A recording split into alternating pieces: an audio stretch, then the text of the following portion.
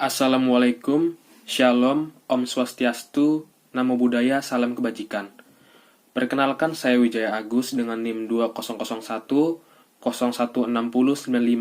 Di sini saya akan mereview kembali mata kuliah dari pelajaran Bahasa Indonesia. Lebih tepatnya, saya akan mereview kembali PowerPoint dari kelompok 8 dengan tema Ejaan Bahasa Indonesia. Mari kita langsung ke inti materinya.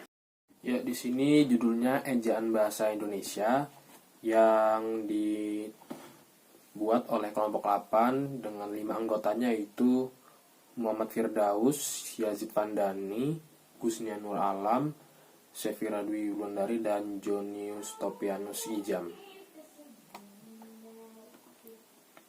A. Penulisan kata. Secara ortografis, ada 4 macam kata yang harus diperhatikan penulisannya, yaitu kata dasar, kata berimbuhan, kata ulang, dan kata gabung atau gabungan kata. 1.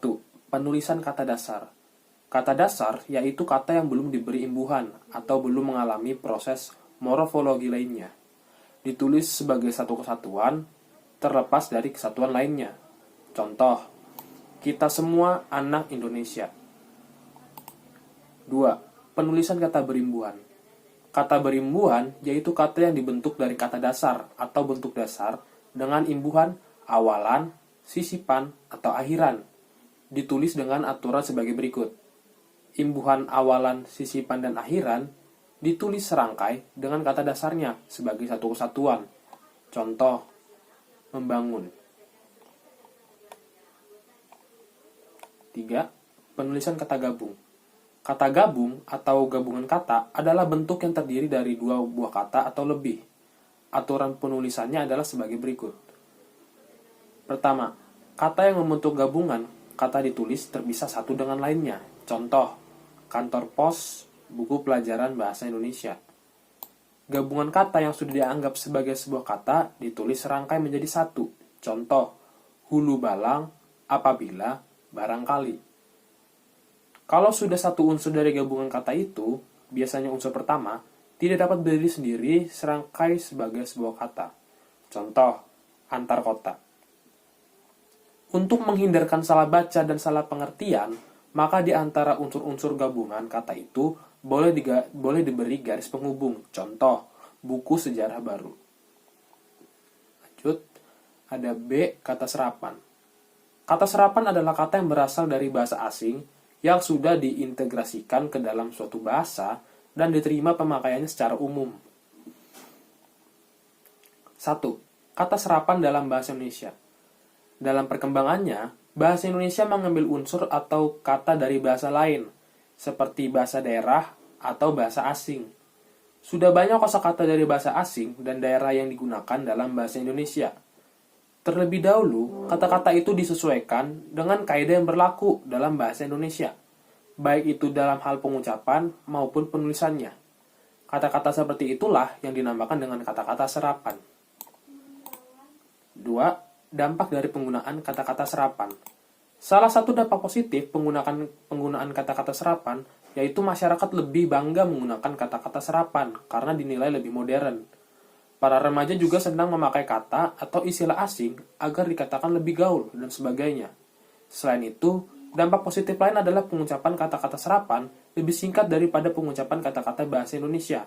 Seperti kata discount dalam bahasa Indonesia berarti potongan harga. 3. Kaidah penyesuaian ejaan unsur bahasa asing. Berikut ini adalah kaidah penyesuaian ejaan unsur serapan dari bahasa asing ke dalam bahasa Indonesia.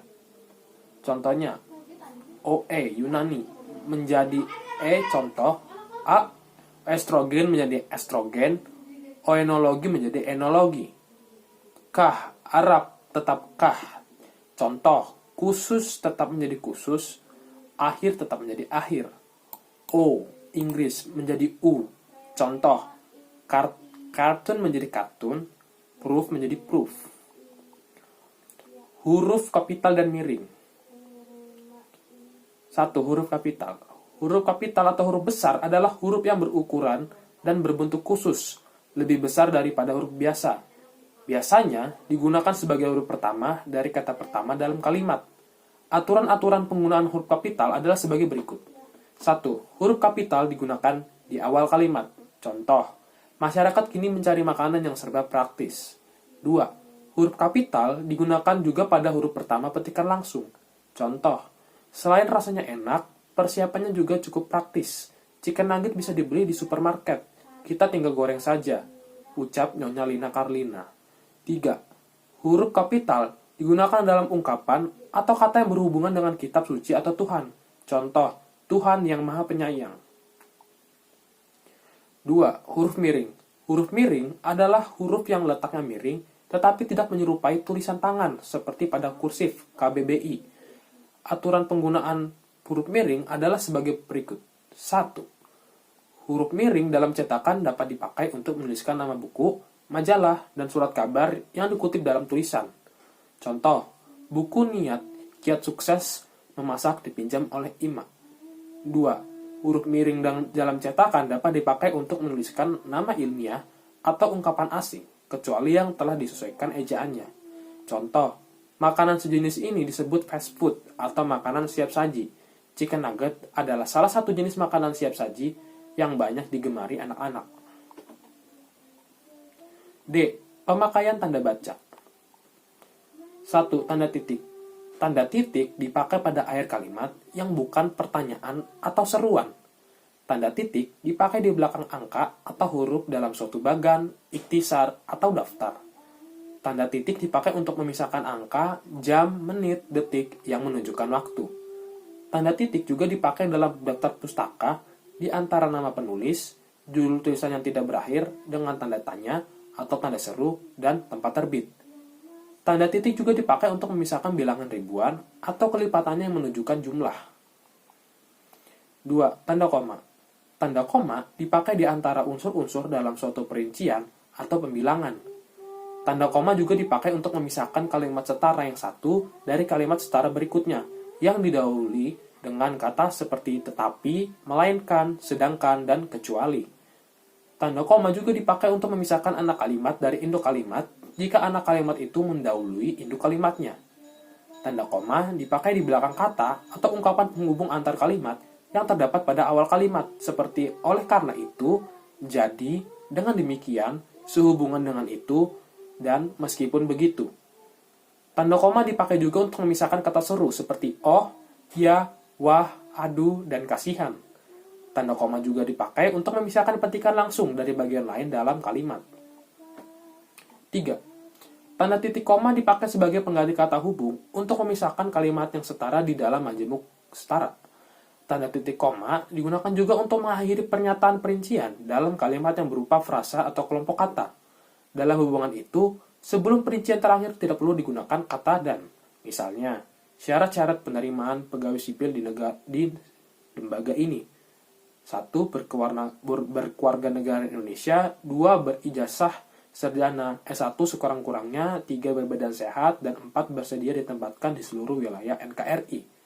Tanda titik koma digunakan untuk memisahkan dua kalimat setara atau lebih apabila unsur-unsur setiap bagian itu dipisah oleh tanda baca dan kata hubung. 4. Tanda titik 2. Tanda titik 2 dipakai pada akhir suatu pernyataan lengkap yang diikuti rangkaian atau pemerian. Tanda titik 2 dipakai juga di antara jilid atau nomor dan halaman, bab dan ayat dalam kitab suci, judul dan anak suatu karangan, serta nama kota dan penerbit buku acuan dalam karangan. Misalnya, Horizon 43 nomor 8 2008 8. Kesimpulan, bahasa merupakan jantung dari kehidupan ini karena tanpa bahasa kita tidak akan dapat berinteraksi sesama yang lain. Maka dari itu kita sebagai warga Indonesia harus bisa menjaga keaslian berbahasa Indonesia yang baik dan benar. Karena dipandangnya suatu bangsa itu tidak dilepas dari bagaimana kita menggunakan bahasa yang dapat dipahami atau mudah dimengerti oleh bangsa lain. Sekian dari saya, kurang lebihnya mohon maaf, terima kasih.